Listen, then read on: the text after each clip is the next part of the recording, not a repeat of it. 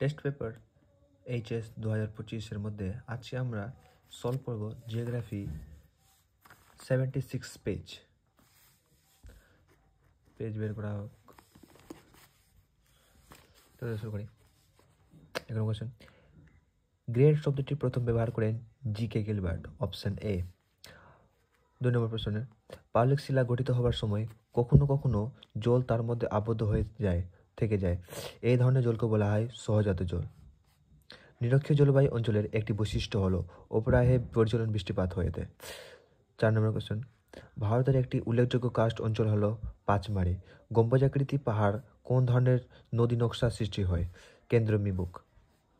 মৃত্তিকা পরিলেখের এই স্তর থেকে বি স্তরের পদার্থের অপসারণের পদ্ধতিকে বলে ইলিভিয়েশন। 7 নম্বর প্রশ্ন, সংরক্ষণযোগ্য উদ্ভিদ ও প্রাণীদের সংখ্যা যে পুস্তকের মাধ্যমে প্রকাশ করা হয় তাকে বলা হয় রেড ডাটা বুক। 8 নম্বর প্রশ্ন, একটি মানুষ সৃষ্টি বিপর্যয়ের উদাহরণ হল ভোপাল গ্যাস বিপর্যয়।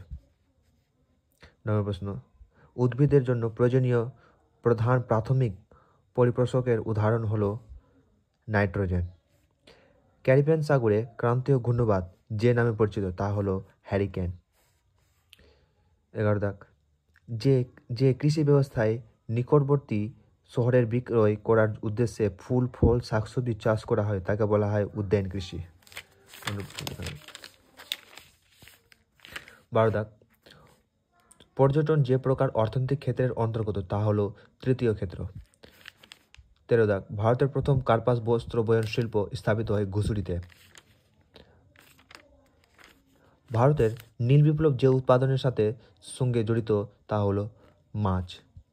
ভারতের বয়স লিঙ্গ অনুপাত নির্ণয়ের সূত্রটি হলো অপশন বি, মোট নারীর সংখ্যা বাই মোট পুরুষের সংখ্যা ইন্টু 1000। সোনালী পোশাকের কর্মীরা যে কাজে নিযুক্ত হয় তা হলো পরামর্শদান। কোনো শহরের মোট জনসংখ্যা 10 লক্ষের বেশি হলে তাকে বলে মহানগর। ভারতের প্রথম নিউজপ্রিন্ট কারখানা স্থাপিত হয় নেপানগড়ে। ওজোন স্তর ধ্বংসের জন্য যে গ্যাস প্রধান দায়ী তা হলো ক্লোরোফ্লোরোকার্বন, সিএফসি। ছত্তিশগড়ের প্রধান লৌহ আকরিক উৎপাদনকারী অঞ্চল হল দাল্লিরাঝাড়া। সুয়েজ খাল সংযুক্ত করেছে সেটি হলো ভূমধ্যসাগর ও লোহিত সাগরকে, এবং পানামা খাল সংযুক্ত করেছে আটলান্টিক মহাসাগর ও প্রশান্ত মহাসাগরকে।